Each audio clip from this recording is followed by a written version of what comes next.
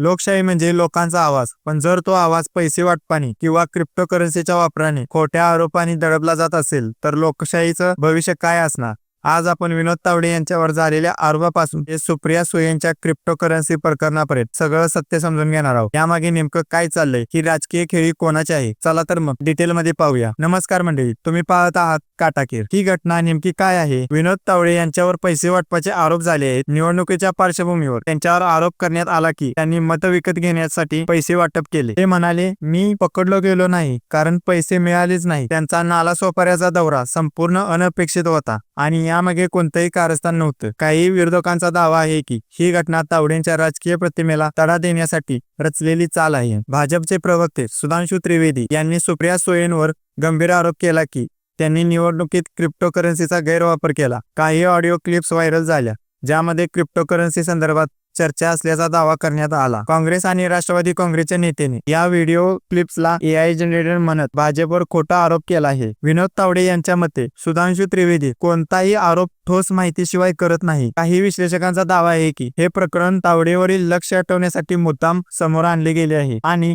शरद पवार यांनी तावडेंना थेट पाठिंबा दिला आहे की त्यांनी म्हटलं, विनोद तावडे हे चांगले गृहस्थ आहे. आरोप सिद्ध झाल्याशिवाय यावर बोलणं योग्य नाही. तावडे यांनी पाठिंब्यासाठी पवारांचे आभार मानले. पवारांनी तावडेंना पाठिंबा देत एक परिपक्व दृष्टिकोन मांडला ज्यामुळे त्यांची प्रतिमा आणखी मजबूत झाली. आता लोकांना असा प्रश्न पडला आहे की लोकशाहीचं भविष्य कसं वाचतंय जर पैसे वाटप, तंत्रज्ञानाचा गैरवापर आणि खोटे आरोप हे निवडणुकीचा भाग बनत राहतील तर मतदारांचा निर्णय खरंच प्रभावी राहील का? आपण या प्रकरणांना विरोध केला पाहिजे. निवडणुका पारदर्शक आणि स्वच्छ झाल्या पाहिजे. तुमचं मत काय आहे? पैसे वाटप आणि क्रिप्टोकरन्सीच्या मुद्द्यावर तुमचं मत कमेंटमध्ये जरूर लिहा. व्हिडिओ आवडला असेल तर नक्की लाईक करा. धन्यवाद.